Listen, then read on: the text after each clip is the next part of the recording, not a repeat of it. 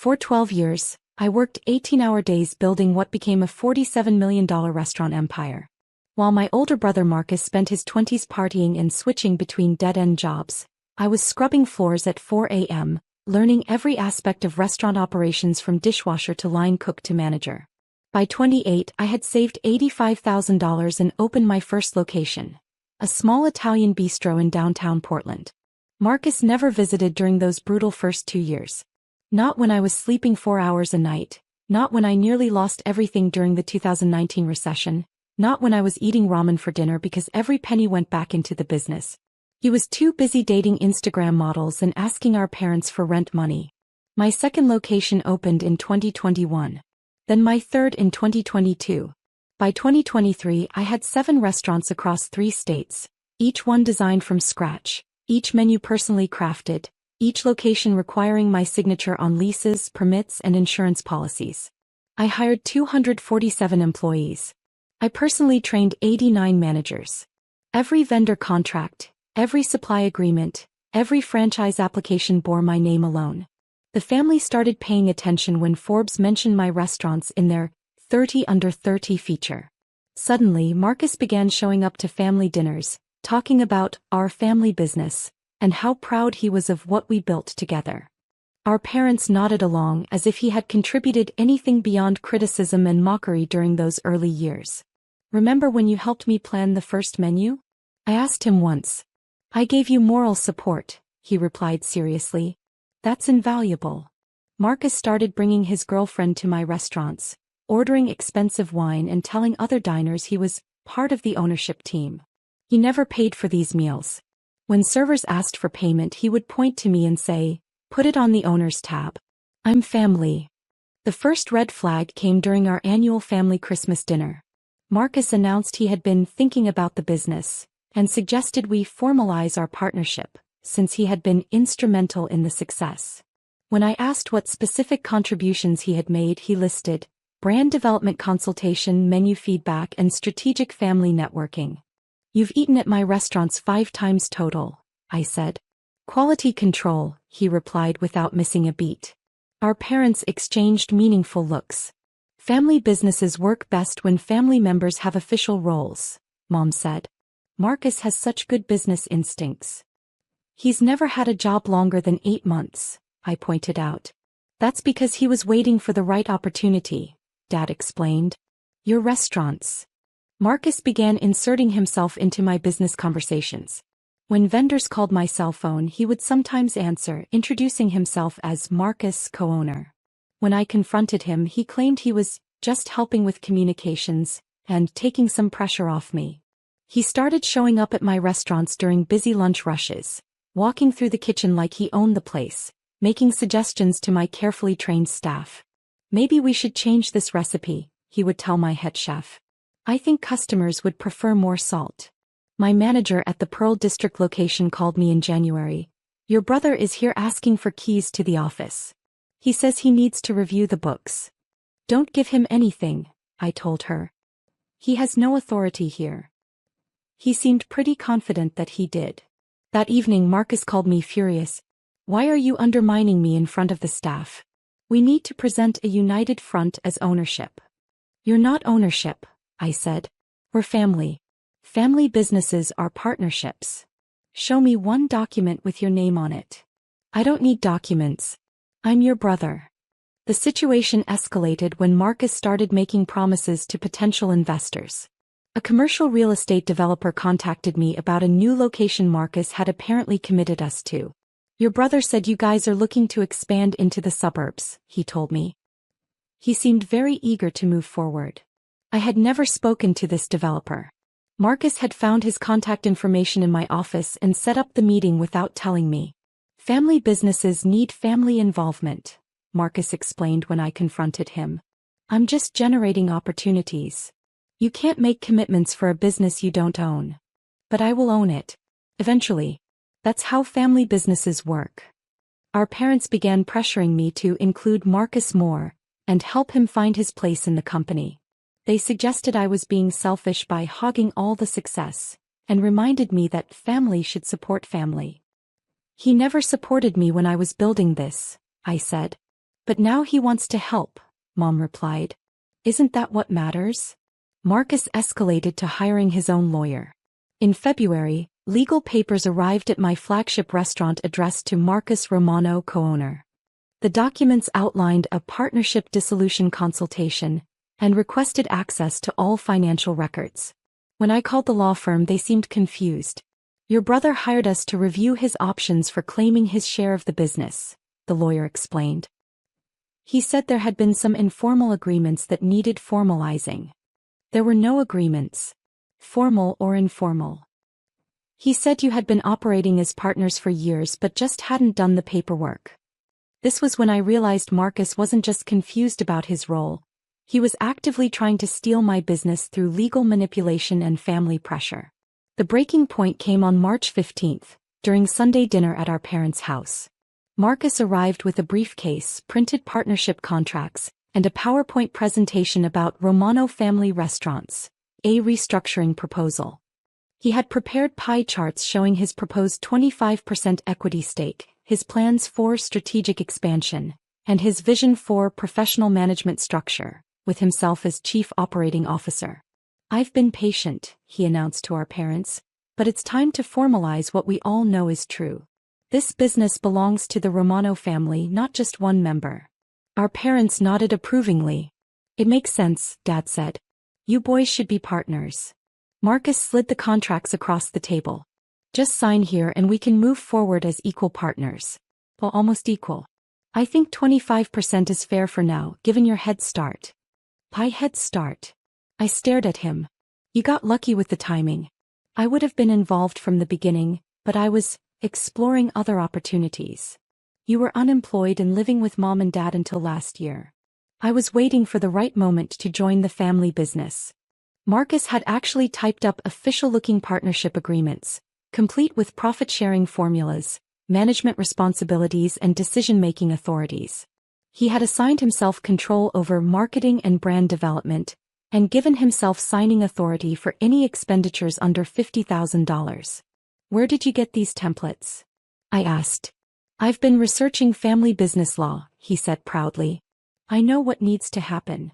Our parents were impressed by his preparation. See how seriously he's taking this? Mom said. He's really thought it through. Marcus opened his laptop and began presenting his PowerPoint. Slide 1, Romano Family Restaurants, Unlocking Our Full Potential. Slide 2, Current Inefficiencies in Single-Owner Structure. Slide 3, Benefits of Professional Family Partnership. He had graphs showing projected revenue increases, organizational charts with both our names, and even mock-ups of new restaurant designs featuring Romano Brothers branding. As you can see, Marcus explained, clicking through slides, we're leaving money on the table with the current setup. Family restaurants perform 23% better when they embrace collaborative ownership models. Where did you get that statistic? Industry research, he said vaguely. Slide 7 was titled, Proposed Equity Distribution. It showed him receiving 25% ownership immediately, with a path to equal partnership, within 3 years based on performance milestones he had written for himself. This is incredibly generous, our dad said. You're giving him a quarter of everything you've built. I'm not giving him anything, I said quietly. Marcus ignored this. The beauty of this structure is that it protects both our interests while allowing for growth and professional development. Slide 12 outlined his compensation package. $120,000 annual salary plus profit sharing, company car, expense account, and executive benefits package. You want me to pay you $120,000 a year? I asked. Market rate for a COO in the restaurant industry, Marcus replied confidently. You've never managed anything. I have extensive experience in customer service and business development. You got fired from Applebee's after 3 weeks. That was a cultural mismatch. This is family. Our parents were completely sold. By the end of his presentation, they were talking about Romano Brothers restaurants, as if it already existed, discussing which locations Marcus should oversee, and how proud they were of both their entrepreneurial sons. Marcus saved his contract signing ceremony for dessert. He ceremoniously opened his briefcase, pulled out 2 copies of the partnership agreement, and placed them in front of me with a gold pen. "I know this is emotional," he said gently, "but it's time to take the business to the next level. Together."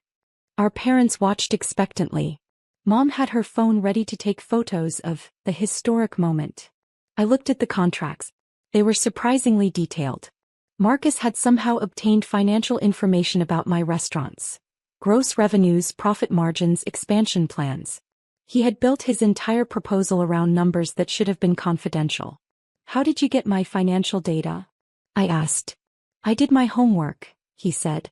"A good partner needs to understand the business." That's when I realized he had been going through my office files during his unannounced visits, photographing documents, gathering information to build his case for ownership. I looked at my brother sitting there in his new suit, completely confident that he deserved a quarter of everything I had built. I looked at my parents, beaming with pride at his business acumen and professional presentation. I opened my own briefcase. "Before I sign anything," I said calmly, "I think you should see some documents too." I pulled out the original business licenses for all 7 restaurants. Every single one listed me as sole proprietor. "Interesting," I said, spreading them across the table. "All these say owner, Elena Romano. No mention of Marcus Romano anywhere." Marcus waved dismissively. "Those are just filing technicalities. We've been operating as partners in practice." I pulled out the franchise agreements I had personally negotiated and signed. 7 thick contracts, each one requiring extensive financial disclosure, business experience verification, and personal liability acceptance. "Here are the franchise agreements," I said, sliding them toward Marcus. "Show me where you signed. Show me where you accepted liability. Show me where you put up collateral." Marcus flipped through the pages, his confidence wavering slightly.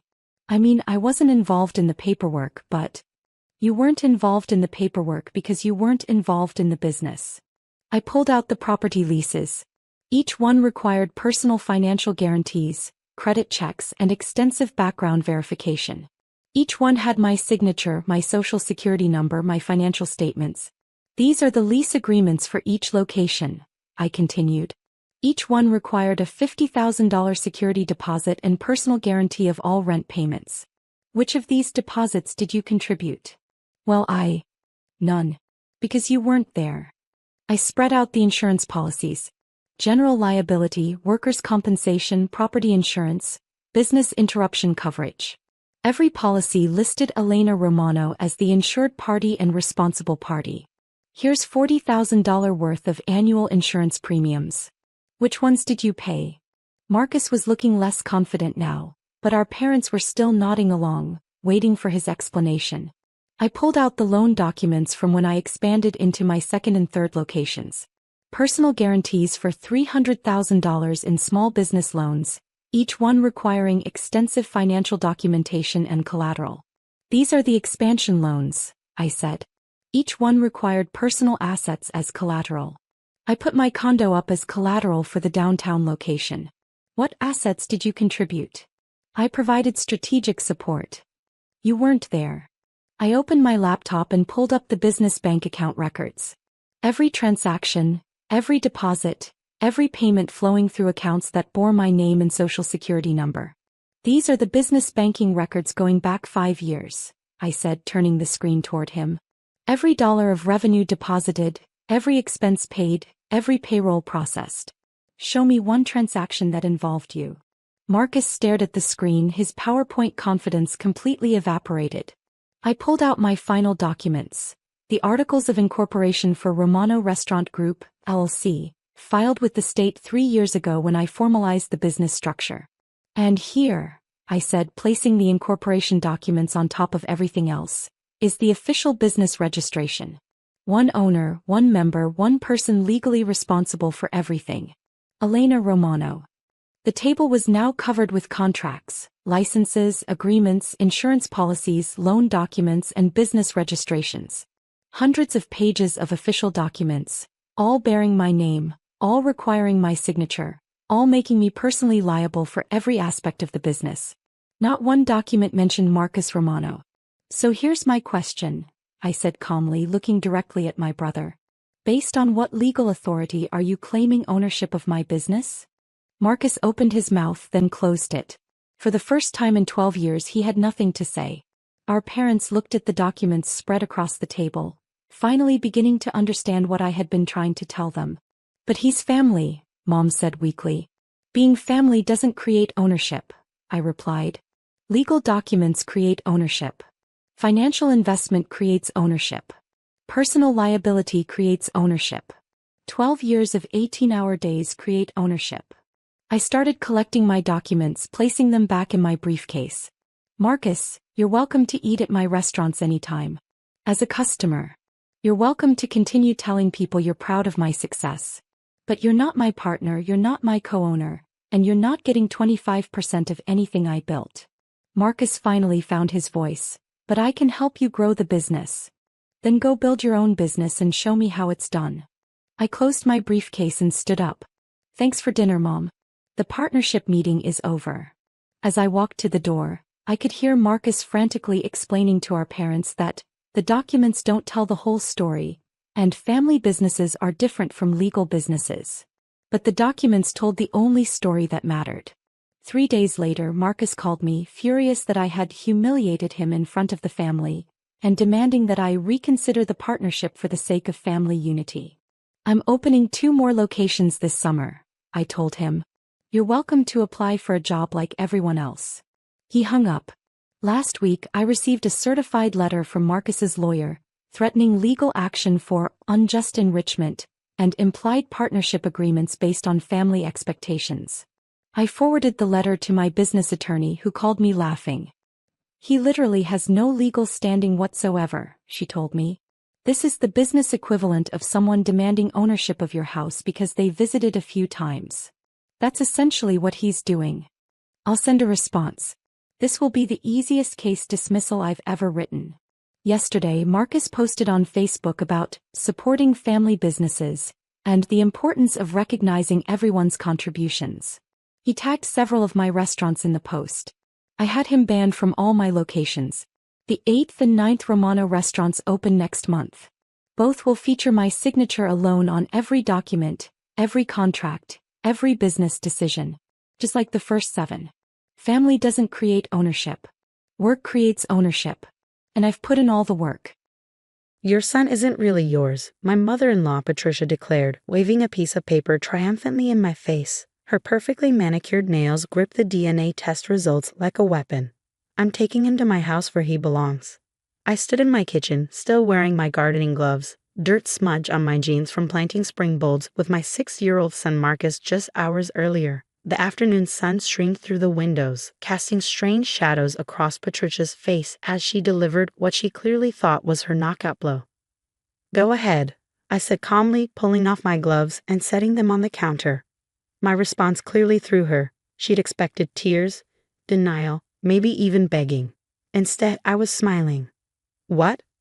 Patricia's perfectly penciled eyebrows drew together in confusion. Did you hear what I said? These DNA results prove Marcus isn't your biological child. I poured myself a glass of water, taking my time before responding. I heard you perfectly, Patricia, and I said go ahead. Take Marcus to your house. My mother-in-law's triumphant expression faltered slightly. In the 10 years I'd been married to her son David, she'd never seen me this calm in the face of her accusations.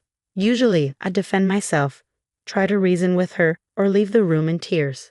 But not today. Today was different. I've already called David, she pressed on, regaining her momentum. He's devastated. To think you've been lying all these years, pretending Marcus was yours when really, she paused for dramatic effect, you must have used an egg donor or something equally deceitful.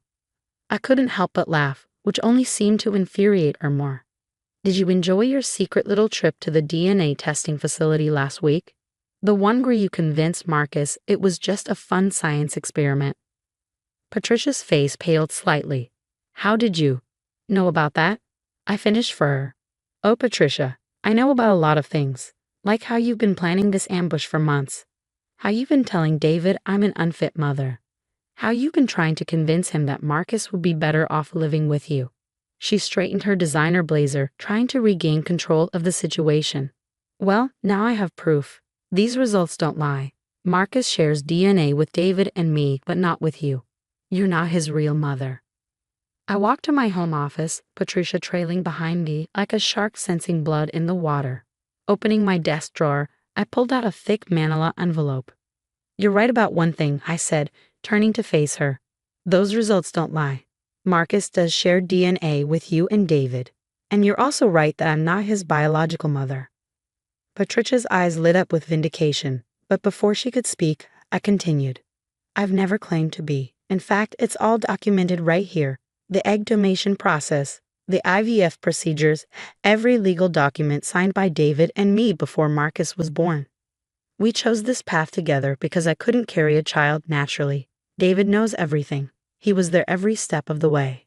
The color drained from Patricia's face as I laid out document after document on my desk.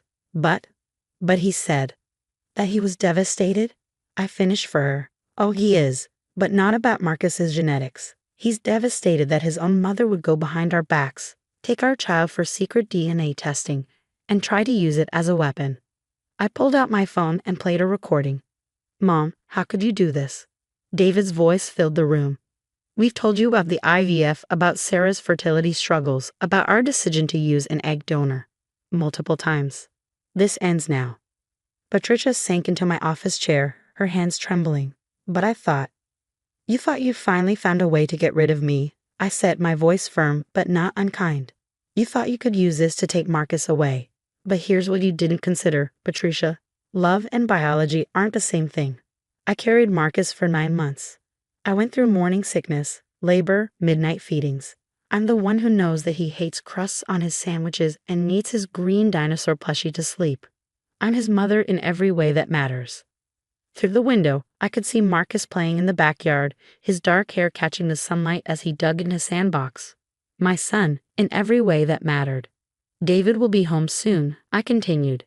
"He left work early when I told him what you'd done. So yes, Patricia, go ahead and take Marcus to your house. Try to explain to a judge why you took a minor for medical testing without parental consent. Try to justify why you thought genetics trumped legal parenthood. See how that works out for you." Patricia's carefully constructed plan was crumbling around her, and we both knew it. But as I watched her struggling to process her failure, I felt an unexpected pang of pity. How empty must her life be to spend so much energy trying to destroy her son's happiness? "You know what the saddest part is?" I said softly. "You've spent so much time trying to prove I'm not Marcus's real mother that you've forgotten how to be a good grandmother. You could have had a beautiful relationship with him, but instead you chose this." The sound of David's car pulling into the driveway cut through the tension. Patricia stood up quickly, gathering her purse and the now useless DNA results. "This isn't over," she said, but her voice lacked its usual conviction. I smiled, gathering up my documents and returning them to their drawer. "Actually, Patricia, it is. David and I agreed. This was your last chance. From now on, any contact with Marcus will be supervised, if it happens at all." As David's key turned in the front door, I watched my mother-in-law's face crumple with the realization that her perfect plan hadn't just failed. It had backfired spectacularly. She had tried to use my son's genetics to destroy me, never realizing that I'd been prepared for this moment all along. Through the window, I could hear Marcus's delighted cry of "Daddy" as David walked into the backyard. My family, built on love, choice, and commitment, not just DNA. And no amount of genetic testing could ever change that. The weeks following Patricia's failed DNA ambush brought changes I hadn't expected. David, usually so hesitant to confront his mother, became my fiercest defender. He blocked her number after she spent 3 days sending manipulative messages about protecting her grandson's interests. "I should have done this years ago," he said one evening as we watched Marcus building a Lego tower in the living room. "Every time she attacked you, I told myself she just needed time to accept you. I was wrong." I squeezed his hand, remembering all the times I'd hidden my tears after Patricia's helpful suggestions about how I could be a better mother. "You're doing it now. That's what matters." But Patricia wasn't done. She started showing up at Marcus's school, trying to pick him up early. Thanks to our lawyer's foresight, we'd already alerted the administration of the situation. Each attempt was documented and added to our growing file. One afternoon, I received a call from Marcus's teacher, Mrs. Thompson. "Mrs. Sullivan was here again," she said, referring to Patricia. "This time she brought photos, trying to convince us she had evidence you were unfit. We escorted her off the property and called the police. What kind of photos? I asked, though I could guess. Mostly normal moments taken out of context. Marcus with a scraped knee, looking upset after a timeout. Nothing that suggests actual neglect. Mrs. Thompson paused. She seemed desperate. Desperate was the perfect word. Patricia had always been controlling, but this was different. Her mask of sophisticated superiority was cracking, revealing something darker underneath. The final straw came during Marcus's soccer game. I was cheering from the sidelines when I heard her voice behind me. "You think you've won, but I've hired a lawyer," Patricia announced loudly enough for nearby parents to hear.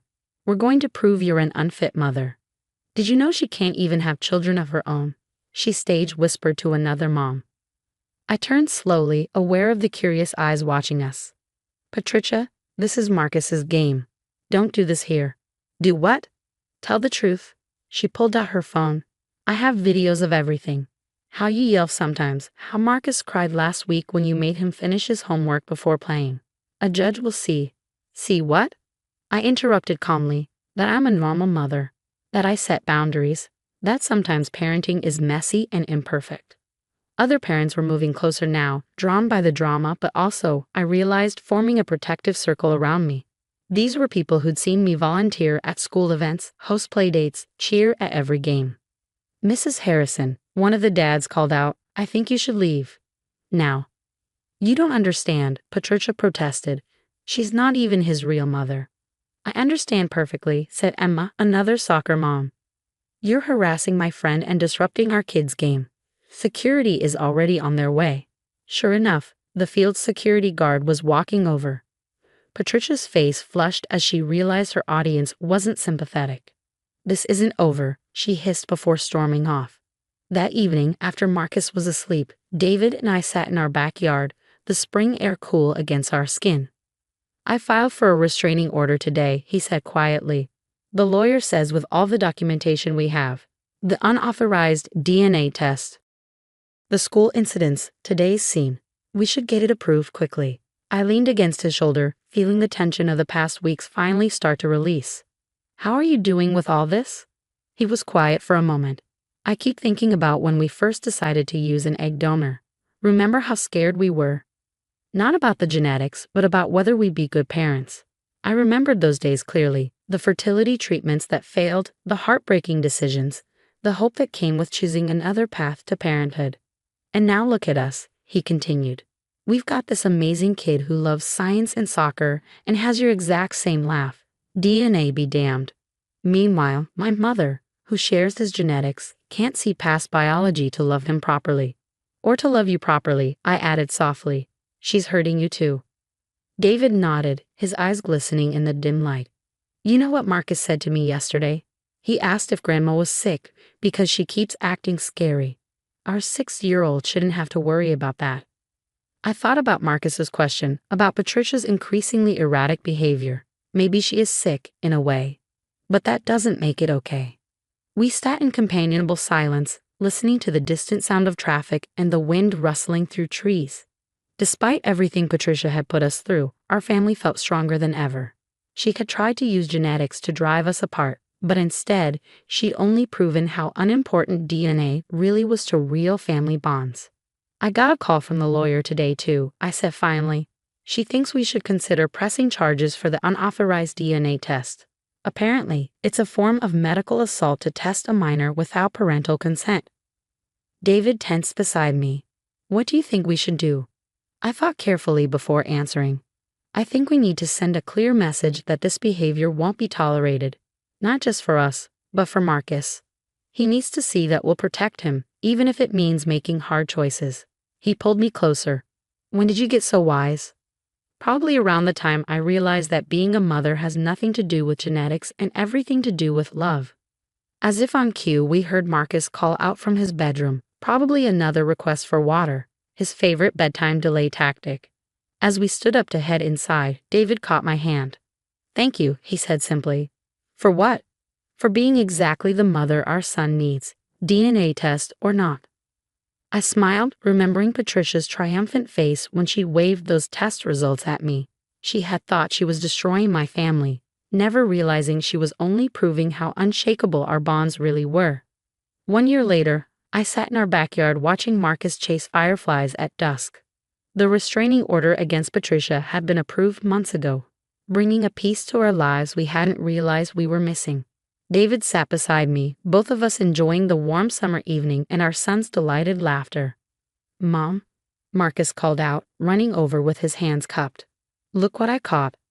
I leaned forward as he carefully opened his fingers, revealing the gentle blinking light within. "Beautiful," I said, smiling at his proud expression. "Remember what we learned about why they glow?" "Bioluminescence," he exclaimed, pronouncing the word carefully. "Can we look it up in my science book again?" David chuckled. "Tomorrow, buddy. It's almost bedtime." As Marcus released the firefly, I thought about how much had changed since Patricia's DNA test scheme. The legal charges for unauthorized medical testing of a minor had resulted in a hefty fine and mandatory counseling sessions for her. More importantly, it had forced her to face the consequences of her actions. Last month, we'd received a letter from her therapist. Patricia had been diagnosed with narcissistic personality disorder and was finally getting help. While it didn't excuse her behavior, it helped explain the desperate need for control that had driven her to such extremes. "Sarah?" David's voice pulled me from my thoughts. "Everything okay?" I nodded, watching Marcus chase another firefly, just thinking about how sometimes the worst moments lead us to better places. He knew what I meant. After everything with Patricia, we'd started attending family therapy ourselves, learning to set healthier boundaries and communicate better. David had finally processed years of his mother's manipulation, understanding how it had affected his own parenting. "Did I tell you what Marcus said at school yesterday?" I asked, remembering the story his teacher had shared. They were discussing families in class, and someone mentioned that families had to share DNA to be real. Marcus stood up and said that wasn't true because love makes real families, not blood. David's eyes softened. "He's pretty amazing, isn't he?" "He is," I agreed. "And you know what? He got that wisdom from both of us, DNA or not." The doorbell rang, interrupting our moment. It was Emma from the soccer team, dropping off some forms for the upcoming season. As we chatted, she mentioned that she'd run into Patricia at the grocery store. "She actually apologized," Emma said, sounding surprised, "for making a scene at the game last year. Said she was getting help now." After Emma left, David and I discussed this new development. We'd received similar reports from other parents. Patricia making amends, acknowledging her behavior had been wrong. While we weren't ready to lift the restraining order, it was encouraging to see her taking responsibility. "Maybe someday," David said thoughtfully, watching Marcus head inside for bedtime. "Not now, but maybe someday she can have a relationship with him again. A healthy one." I squeezed his hand, understanding the mix of hope and caution in his voice. One day at a time. Later that night, after tucking Marcus in with his beloved green dinosaur plushie, I found David in our home office, looking at old family photos. He held up one from the day we brought Marcus home from the hospital. "Look at your face here," he said softly. "That's pure love. That's what makes a mother, not some DNA test."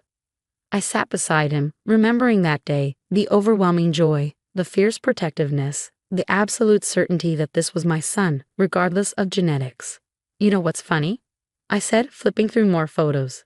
"Patricia tried to use that test to prove I wasn't Marcus's real mother. But all she did was prove that biology means nothing compared to real love." David nodded, pulling out another photo, this one of Marcus and me gardening together, both of us covered in dirt and laughing. "I've learned so much from you about what family really means. Thank you for showing me that love is a choice we make every day." As we got ready for bed that night, I heard Marcus call out from his room. "Mom, can you come here?" I found him sitting up in bed, clutching his dinosaur. "What's wrong, sweetheart?" "I made you something at school today," he said, pulling a folded paper from under his pillow. "It's for Mother's Day, but I want to give it to you now." The paper revealed a carefully drawn family portrait, David, Marcus, and me, surrounded by a huge red heart. Across the top, in his best 7-year-old handwriting, he'd written, "Love makes a family." I hugged him tight, feeling tears prick at my eyes. Patricia's DNA test had tried to prove I wasn't Marcus's mother, but this crayon drawing proved everything that really mattered. In the end, she had failed to understand the most basic truth, that motherhood isn't determined by genetics, but by love, choice, and dedication. As I kissed Marcus goodnight and turned out his light, I felt a deep sense of peace. We had weathered Patricia's storm and emerged stronger, our bonds reinforced by the very attack meant to break them. Our family's foundation wasn't built on DNA, but on something far more powerful: the daily choice to love, protect, and cherish each other, no matter what. "We've decided you're not welcome here anymore," Amanda declared, locking the entrance to the beach house. Her perfectly manicured nails gripped the doorframe as she looked down at me from the porch. "This is our family property now, and quite frankly, you don't fit in." I stood quietly in the warm summer breeze, beach bag still in hand, watching my sister-in-law's smug expression. Behind her, I could hear my nieces splashing in the pool, their laughter mixing with the sound of crashing waves from the private beach. My name is Sarah Parker, and at 34, I found myself being banned from the place that had been my summer sanctuary for the past 12 years. Even after losing my husband Michael in a car accident 2 years ago, this beach house had remained my connection to him, to the family we built, to the memories we shared. "Did you hear me?" Amanda's voice sharpened with irritation at my silence. "You need to leave. Now." I adjusted my sunglasses, maintaining my composure. "Of course, Amanda, I understand completely." My calm response seemed to throw her off balance. She'd clearly been expecting a fight. "Well, good," she stuttered, clearly disappointed by my lack of resistance. "And don't try calling Dad about this. He agrees it's time for you to move on. You're not really family anymore, are you?" That last bar was meant to hurt, but I simply nodded and turned away, walking back to my car with measured steps. Behind me, I heard the door slam shut with unnecessary force. As I drove away from the beautiful Victorian beach house, my mind drifted back to the conversation I'd had with Eleanor, my mother-in-law, just weeks before she passed away 6 months ago. "Sarah, darling," she'd said, holding my hand in her hospital room, "I need you to promise me something."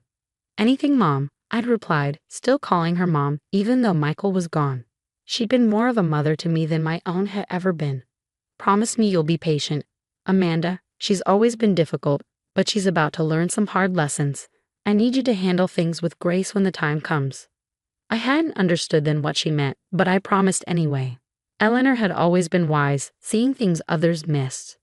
She'd welcomed me into the family with open arms 15 years ago, despite Amanda's immediate hostility toward her brother's gold-digging wife. Now, as I drove home, my phone buzzed repeatedly with messages from various family members. Amanda had apparently wasted no time spreading the news of my exile from the beach house. "How dare you make a scene?" I hadn't. Amanda's children were traumatized. They were happily swimming. "You should be ashamed." I wasn't. I silenced my phone and focused on driving, remembering Eleanor's last knowing smile and the envelope her lawyer had given me after the funeral. The envelope I hadn't opened yet, following her explicit instructions to wait until Amanda makes her move. At home, I made myself a cup of tea and finally opened my safe, pulling out the thick envelope. Inside, I found property deeds, bank statements, and a letter written in Eleanor's elegant handwriting. "My dearest Sarah, if you're reading this, it means Amanda has finally shown her true colors regarding the beach house. What she doesn't know, what none of them know, is that Michael and I had the property transferred to your name 5 years ago. The beach house is yours, my darling girl, along with the trust fund that maintains it. I love all my children, but I've watched how Amanda has treated you, how she's tried to push you out of the family since the day you married Michael. Even after his death, you've shown nothing but grace and patience. You are more my daughter than she ever tried to be. I smiled, picturing Amanda's face when she realized who really owned her precious family property. But for now, I would wait patiently, just as Eleanor had taught me. After all, some lessons are best learned in the summer. The notification was delivered on a sunny Tuesday morning, exactly 3 weeks after Amanda had banned me from the beach house. I wasn't there to witness it, but my neighbor Lisa, who worked at the local coffee shop, gave me a detailed account of Amanda's very public meltdown. "This is impossible," Amanda had screamed, waving the legal documents in the air while standing in line for her daily latte. "This has to be fake. That gold digger forged these papers." I spent that morning tending to my garden, pulling weeds and planting new flowers, just as Eleanor had taught me. "Gardens are like families," she used to say. "Sometimes you have to remove what's toxic to let the beautiful things grow." My phone started ringing around noon. First came the angry text from Amanda. "You manipulative witch. How dare you fake property documents? I'm calling the police." Then came the call from my father-in-law, Robert. "Sarah, what's going on?" "Amanda's hysterical about some legal papers regarding the beach house." I took a deep breath. "The papers aren't fake, Robert. Eleanor and Michael transferred the property to me 5 years ago. She left instructions with her lawyer to reveal this only if Amanda tried to force me out." The silence on the other end was deafening. Finally, Robert spoke, his voice heavy with realization. She knew. Eleanor knew exactly what Amanda would do once she was gone. "Yes," I replied simply. "She did." The next few days brought a parade of reactions from family members. Some were furious, believing Amanda's claims that I had somehow tricked Eleanor. Others, who had witnessed Amanda's behavior over the years, reached out with quiet support. My sister-in-law, Kate, Amanda's younger sister, called with laughter in her voice. "Oh my God, Mom was brilliant. Amanda's been ranting for hours about how she's already hired contractors to gut the house. She even bragged about throwing away your and Michael's wedding photo album that was stored in the library." My heart clenched at this news, but then Kate continued, "Don't worry, I rescued it. Mom gave me a spare key last year and asked me to remove anything precious once Amanda started making changes. The album's safe at my house." A week after the notification, Amanda's husband Tom showed up at my door. He looked uncomfortable, shifting from foot to foot on my porch. "Sarah, can we work something out? Amanda's not handling this well. She's already told the kids the beach house would be their inheritance someday. We've made plans for renovations." I thought about all the times Amanda had excluded my children from family events after Michael died, claiming they weren't really part of the family anymore. How she'd slowly push me out of family gatherings, always with a sweet smile and a cruel comment. "I'm sorry, Tom," I said, not feeling sorry at all. "But the property is legally mine. Eleanor wanted it this way, and I intend to honor her wishes." "But what about family?" he pressed. "Exactly," I replied quietly. "What about family?" He left without another word, but his question lingered in the air. Family. Amanda had spent years trying to erase me from hers, never realizing that Eleanor had seen everything, understood everything, and planned accordingly. That evening, I visited Michael's grave, placing fresh flowers beside his headstone. "Your mother was quite something," I said softly, smiling at the marble stone. "She protected me even after she was gone." The next day, a formal letter arrived from Amanda's lawyer, challenging the property transfer. I forwarded it to Eleanor's lawyer, who responded with years of meticulously kept records, including videos of Eleanor explicitly stating her wishes regarding the beach house. "Your sister-in-law doesn't have a case," he assured me. Eleanor made sure everything was airtight. She even had psychological evaluations done before the transfer to prove she was of sound mind. I sat in my kitchen, reading through Eleanor's detailed records, and felt a deep sense of gratitude for this woman who had loved me like a daughter. She hadn't just left me a house. She'd given me the means to stand my ground against Amanda's attempts to erase my place in the family. As summer progressed, Amanda's attempts to claim the property grew more desperate. She tried appealing to other family members, spreading rumors about me, and even attempted to access the house illegally, only to find the locks had been changed. But I remained calm, just as Eleanor had asked. Sometimes the best response to chaos is perfect, patient silence. 3 months passed quickly, and the deadline for vacating the property arrived. I stood on the beach house porch early that morning, watching the sunrise over the ocean, just as Michael and I used to do. The key felt warm in my palm, not just a piece of metal, but a symbol of Eleanor's faith in me. Inside, the house still held echoes of happier times, despite Amanda's attempts to erase them. She had managed to remove some photos and replace some furniture. But the essence remained. The marks on the kitchen doorframe where we'd measured the kids' heights each summer. The small dent in the living room wall from Michael's enthusiastic Christmas decorating. The window seat where Eleanor used to read stories to all her grandchildren, even mine when Amanda wasn't around to object. "I thought I'd find you here." I turned to see Kate standing in the doorway, holding a large box. "I brought back the things I rescued," she said, setting the box down. "Including this." She pulled out the wedding album Amanda had tried to throw away. As we sat on the porch steps, looking through the photos, Kate spoke softly. "Mom told me what she was planning, made me promise not to tell anyone. she said. Sometimes the kindest people need the strongest protection. Around noon, Amanda arrived with Tom and their children. Her face was tight with anger as she supervised the removal of their belongings. I stayed out of their way, letting them work. I hope you're happy, she spat as she carried out her last box. You've torn this family apart. I thought of Eleanor's letter, of her wisdom and foresight. No, Amanda. You did that all on your own. I'm just honoring your mother's wishes. After they left, I walked through the house, opening windows to let in the sea breeze. In Eleanor's old study, I found a sealed envelope taped under her desk drawer, marked for Sarah, after the storm. Inside was one last letter. My dearest Sarah, if you're reading this, the truth about the beach house has finally come out. I know Amanda's reaction has probably been difficult to bear, but you've handled it with the grace I always saw in you. This house isn't just about property or money. It's about legacy and love. You understood that from the first day Michael brought you here. You love this place not for its value, but for its heart. I'm trusting you to keep that heart beating. Open its doors to family, even to those who tried to close them to you. Show them what true family means. All my love, Mom. I wiped away tears and took out my phone, sending a group text to the entire family, including Amanda. The beach house will be open every Sunday for family dinner, just as it was when Eleanor was alive. Everyone is welcome. First dinner is this weekend. Love, Sarah. Responses trickled in slowly. Kate immediately replied with enthusiasm. Robert sent a simple thank you. Others responded with varying degrees of warmth. Amanda remained silent. That Sunday, I prepared Eleanor's famous seafood pasta and set the big table on the deck. Kate came early to help, bringing her kids who ran straight to their favorite spots on the beach. Gradually, other family members arrived, slightly awkward, but carrying dishes and warm greetings. As the sun began to set, I heard the unmistakable sound of Amanda's car. Through the kitchen window, I watched her sit there for a long moment before slowly getting out, holding a casserole dish. She walked up to the porch, her children running ahead to join their cousins on the beach. Eleanor's recipe, she said stiffly, holding out the dish. Mom always said no family dinner was complete without her green bean casserole. I took the dish, our eyes meeting briefly. She was right, I said softly. Thank you for coming, Amanda.